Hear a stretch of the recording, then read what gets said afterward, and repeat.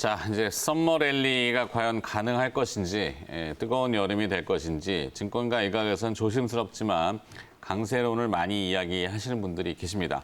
그중에 또 대표적인 애널리스트 모셔봤습니다. 대신증권 리서치센터 이경민 애널리스트입니다. 어서 오십시오. 네, 안녕하십니까. 네. 네.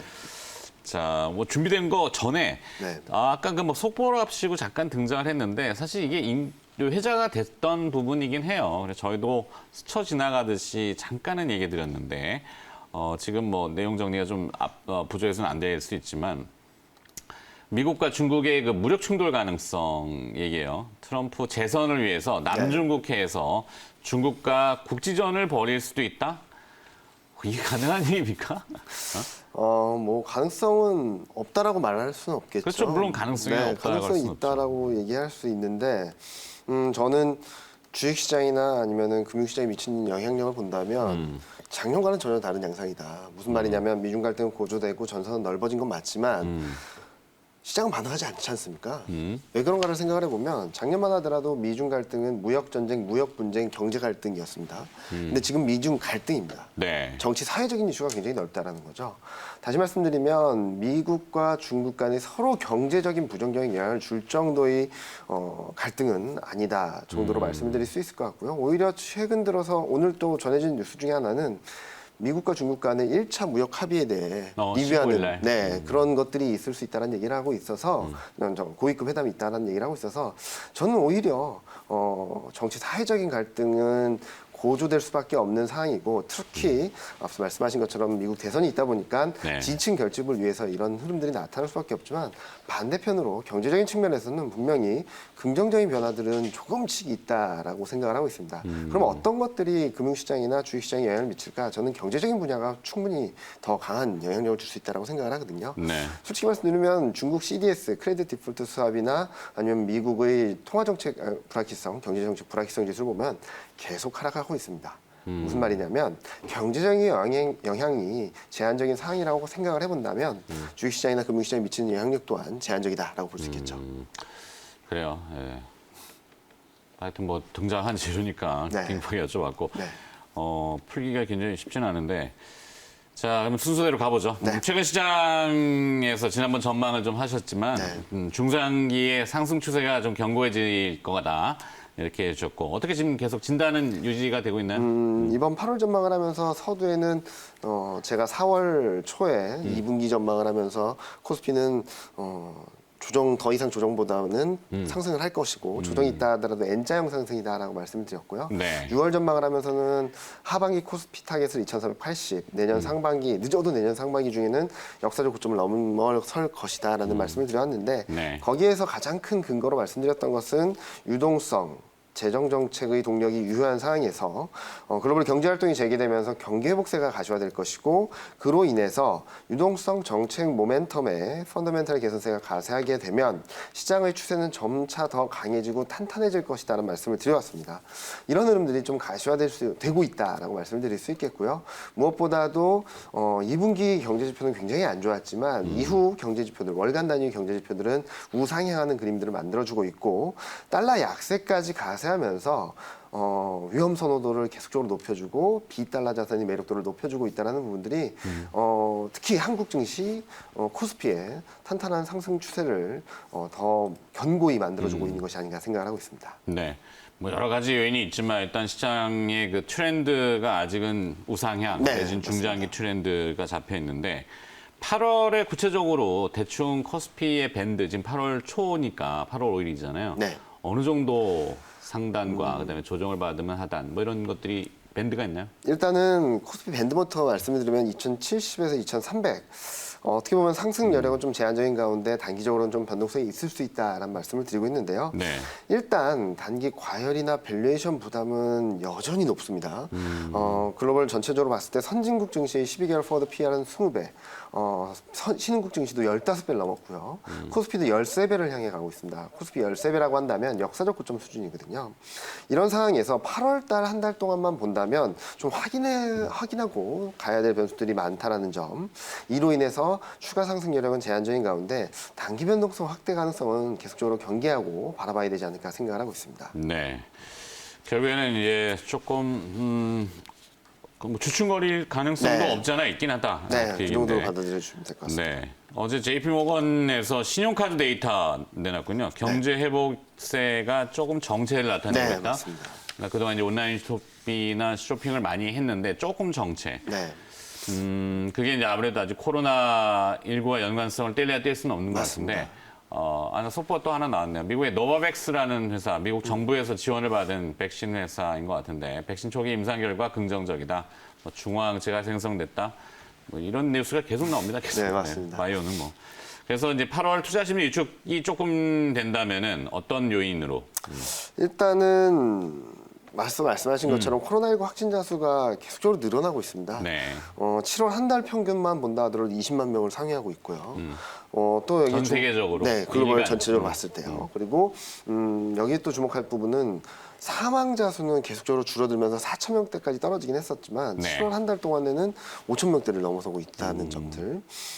그리고 미국 같은 경우 특히 미국이 경제활동 정상화가 주별로 원만하게 진행되고는 있지만 지금 폭증세가 나타나고 있는 남부 해안가 지역으로는 경제활동 정상화를 멈추거나 일부 후퇴하는 모습들을 보여주고 있거든요. 이로 인해서 경기 흐름들이 조금 회복세가 조금 정체되거나 슬로해질 수 있다. 다시 말씀드리면 경기 회복 속도가 좀 둔화될 수 있다는 시그널들이 나오고 있습니다. 실제로 주간 단위 경제 지표들 보면 소매 판매 증가율이나 아니면은 뭐 주간 실업수당 청구건 수를 보면 실업수당 청구건 수는 2주 연속 늘어났고 소매 판매 증가율 주간 단위로 발표하게 하는 게 있는데 그거는 4월 말 수준까지 다시 떨어지고 있습니다. 이런 부분들이 지금까지 경기가 좋아질 거야라고 하면서 올라왔던 그림들에 있어서 약간 흘러내리게 된다면 아니면 멈추게 된다면 지금까지 기대했던 부분들과 현실 간의 괴리를 인식하면서 단기적으로 좀 조정을 받지 않을까라는 생각을 하고요. 또 하나는 이렇게 경기 회복 속도 둔화에 대한 불안감들이 들어오게 된다면 하반기 펀더멘탈, 하반기에 경기가 회복될 거야라는 기대 심리가 조금 약해질 수 있습니다. 네. 실제로 경제 지표 전망이라든지 경제 전망이라든지 아니면 이익 전망치가 2분기가 굉장히 서프라이즈였음에도 불구하고 연간 단위로는 크게 변하지 않거든요. 그거는 하반기 경기 불안, 실적 불안이 아직 남아있기 때문이 아닌가라는 생각을 하고 있어서 8월 한 달 동안에는 7월 실물 지표 그리고 8월 서베이 지표들이 어느 정도 확인되면서 시장이 바닥을 잡아나가지 않을까 안정권으로 다시 진입하고 추세 변화를 해나가지 않을까라는 생각을 하고 있습니다. 네. 결국에는 삼성전자는 아직 아니다. 이렇게처럼 들리시는데. 아직까지는 그러니까 네. 저도 삼성전자랑 현대차를 굉장히 좋게 보고 있는데 네. 지금은 따라가서 사는 건 아직은 아니다. 그렇죠. 조금 확인하고 사자. 인덱스 기준을 네, 보는 맞습니다. 거니까. 그렇죠.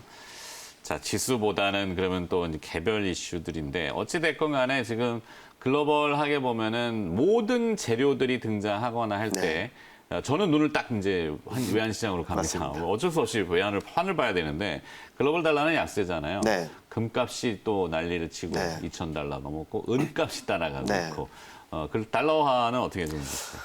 달러화는 계속적으로 저희는 내년 상반기까지 2021년 상반기까지 약세 추세라고 말씀을 드리고 있는데요. 이런 흐름들은 가장 크게 보는 것 중에 하나는 미국과 유럽 간의 경기 격차입니다. 네.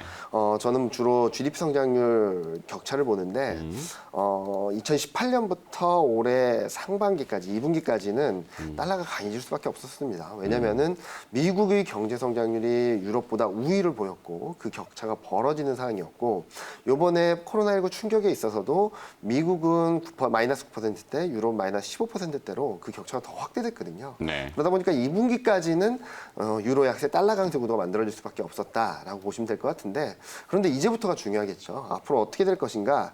3분기부터는 유럽 GDP 성장률이 빠르게 회복세를 보입니다. 둘 간의 격차가 줄어들고 내년 올해 4분기에는 둘 간의 GDP 성장률 격차가 거의 제로에 수렴하고요. 내년 1분기, 2분기에는 유럽이 더 우위를 보이는 구간으로 들어가게 됩니다.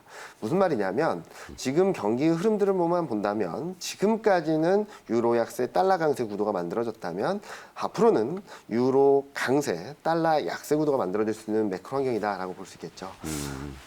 그런데 여기서 많이 질문하시는 것 중에 하나는 네. 그러면 유럽 경기가 좋냐라고 많이 물어보세요. 근데 좋을 수는 없을 텐데. 좋을 수는 없는데 네. 지금처럼 이 둘 간의 경기 격차가 빠르게 좁혀지고 유럽이 우위를 보이는 것은 유럽은 작년 하반기 경제부터 굉장히 안 좋았습니다. 네. 작년 4, 4분기에 독일은 GDP 성장률이 마이너스를 기록하기도 했고요. 이런 기저효과들이 들어오면서 나타나는 현상이라고 볼 수 있겠죠. 여기다가 신용등급 이슈가 조금 있을 수 있다라는 부분들도 있고요. 이런 추세적인 흐름에 있어서 그러면은 지금 93포인트를 깨고 내려갈 것인가 라는 생각을 해본다면 단기적으로는 이 가격대에서는 좀 반등 시도가 있을 수 있지 않을까라는 생각을 하는데요. 일단은 워낙 가파르게 하락했고 93포인트라고 한다면 중요 지지권이고 무엇보다도 투기적 포지션에 있어서 유로화 강세에 베팅하는 포지션이 지금 어느 정도 일정 부분 분기점에 위치해 있습니다. 네. 여기에 신용등급 이슈가 들어오면서 유럽 쪽 신용등급 전망이 하향 조정되거나 이런 이슈가 들어오게 된다면 일시적으로는 유로화가 약해지고 달러가 반등을 하는 그런 그림이 나올 수 있다. 큰 트렌드에서 달러 약세는 지속될 수 있고 달러는 90포인트 밑으로 내려갈 수 있다고 보지만 단기적으로 봤을 때는 달러화 또한 최근 강세, 신흥증시나 금융시장, 코스피 강세를 이끌었던 부분들이 조금은 출렁일 수 있다 정도로 받아들여 주시면 될 것 같습니다. 네. 자, 뭐 여러분 말도 들어봤을 때 뭐 ICE 달러 인덱스, 네. 이 대륙간 거래소의 달러 인덱스 93.2 정도 되는데 100을 기준으로 지금 유로화 포지셔닝이 57.6%잖아요. 네, 맞습니다. 그리고 이제 엔화가 13.6, 파운드가 11.9% 되니까 요 세 개 통화의 흐름에 따라 거의 좌지우지 되잖아요. 맞습니다. 근데 유로화가 이제 반 이상 넘어가니까 맞습니다. 유로화가 강세를 나타내면은 달러가 상대적으로 약세인데 약세로 가고. 네. 유럽이 좋아서 강세는 아니고. 네, 맞습니다. 네. 어려운 얘기지만 유럽은 이제 구제금융을 이제 풀기 시작하면은 아마 그래서 조금 유로화 부양이 되는 것인지. 네. 뭐. 또 하나는 얼마 전에 있었죠. 유럽 그 회복 기금을 합의했지 않습니까? 그렇죠. 그거를 보면은 사람들의 인식이 좀 깜짝 놀랄 정도의 변화가 있지 않나라는 생각을 합니다. 무슨 말이냐면 그동안에는 브렉시트가 있은 뒤에는 어떤 나라가 그 다음 탈퇴를 할까라는 그렇죠. 고민을 했었는데 네. 이번 회복기금을 계기로 이제는 얘네들이 뭉칠 수 있겠구나.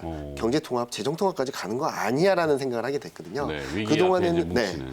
분열해서 이제 규합, 합의라는 컨셉이 만들어지다 보니까 당분간은 유로화가 추세적으로 약세를 보이기는 좀 어려워진 환경이다라고 볼 수 있겠죠. 그렇죠. 그래서 달러 약세 이렇게 보시는 거고. 네. 뭐 미국도 뭐 하여튼 신용 이벤트는 좀 지나가고. 네. 그런데 이제 글로벌 달러가 약해지면은 이머징에 사실 뭐 이게 또 웃겨요. 네, 맞습니다. 우리는 이머징인지 선진국인지 매번 그 우리의 정체성에 대해서 논란은 많지만 원화가 강세로 가야 되는데 네. 원화가 강세로 가진 않아요. 맞습니다. 네, 그래서 외국인들이 돌아오질 못하고 있는데 이건 또 어떻게 보세요? 일단은 말씀하신 그대로입니다. 무슨 말이냐면 달러가 7월 한 달 동안 4% 이상 하락했는데 원달러율은 1% 하락했거든요. 그렇죠. 달러 약세를 온전히 반영하지 못하고 있다는 점들이 조금은 외국인 순매수가 들어온 것이냐 만 것이냐라는 것에 논란이 있는데 외국인이 6개월 만에 순매수한 건 맞습니다. 그런데 바이코리아냐 시장을 산 것이냐 한국이 좋아서 산 것이냐 아직은 아니다라고 볼 수 있겠거든요. 왜냐하면은 업종별, 종목별 등을 굉장히 집중화하면서 나타난 현상이라 볼 수 있겠는데 업종별로 순매수가 집중된 업종을 보면은 반도체, IT 가전, 화장품 의류, 화학, 소프트웨어, 철강 이 업종들만 샀습니다. 네. 다른 업종들은 팔았고요. 그런데 반도체와 화학이나 소프트웨어 비중이 높다 보니까 순매수한 것으로 나타나는 흐름들이다.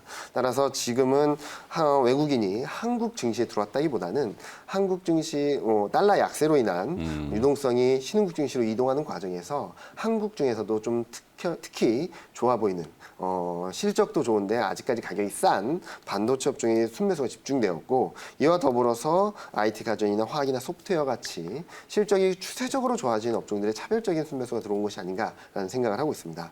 따라서 아직까지는 바이코리아, 한국 증시가 좋다라기보다는 차별적인 대응을 하고 있다. 업종별, 종목별 대응을 강화하고 있다라고 정도로 받아들여 주시면 좋을 것 같습니다. 네.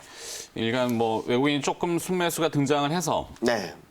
오늘도 살짝 등장을 했어요, 지금. 네. 더 종합 합산 지수 보니까 외국인 순매수 60억, 코스피 뭐 산다고 표현하기도 어렵고 시간 지나면 또 바뀔 수도 있고 네. 변심 많은 이들이라서 그러면은 여전히 주도주는 성장주 쪽으로 계속 봐야 될지요. 어떤 업종에 좀 집중을 해야 될까요? 7월 한 달 동안 보면은 가치주, 경기 민감주라고 할 수 있는 업종들이 굉장히 강한 모습들을 보여줬죠. 네. 그래서 일각에서는 야 이제 주도주가 바뀌는 거냐, 가치주의 전성시대가 오는 거냐, 경기도 좋아진다는데 백신이 개발되면 가치주가 올라가겠지, 경기 민감주가 올라가겠지라고 많이 말씀들을 하시는데요. 네. 과거 흐름들을 보면 상승 추세가 지속되는 과정에서 기존 주도주가 주도주나 주도 스타일이 바뀐 적은 단 한 번도 없습니다. 차이나붐이라고 말하는 2004년부터 7년까지도 주도주가 바뀐 적은 없었고요. 차화정 장세가 있었을 때도 자동차, 화학, 정유가 2011년 고점을 만들어줬고 2018년 고점을 기록할 때도 IT가 고점을 만들어줬습니다. 쉬어갈 수는 있어도 추세가 바뀌지 않는 한 주도주가 바뀌지는 않는다라고 봐주시면 될 것 같고요.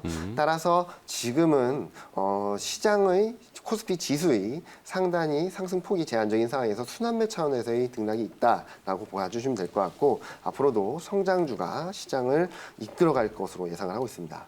특히 실적 그리고 정책 그리고 수급 모멘텀이 집중되고 있는 업종들이 있는데요. 앞서 말씀드렸던 업종들과 비슷한데 반도체, 2차 전지, 인터넷, 제약바이오 업종들이 최근 앞으로도 시장을 이끌어가는 주도 업종이 될 수 있다라고 생각을 하고요. 여기에 자동차 업종, 최근 한국판 뉴딜 정책이 발표된 이후에 굉장히 뜨거운 상승세를 보이고 있는데 정책 동력과 더불어서 외국인들의 관심까지 맞물리고 있다는 점에 있어서 한번 주도주로 편승할 수 있을지 여부가 좀 관건이 되지 않을까라는 생각을 하고 있습니다. 네. 자동차 업종까지 들어봤습니다. 오늘 매크로 전략을 좀 잡아봤고요. 대신증권 리서치센터의 이경민 투자전략팀장이 오늘 수고를 해주셨네요. 고맙습니다. 네, 감사합니다.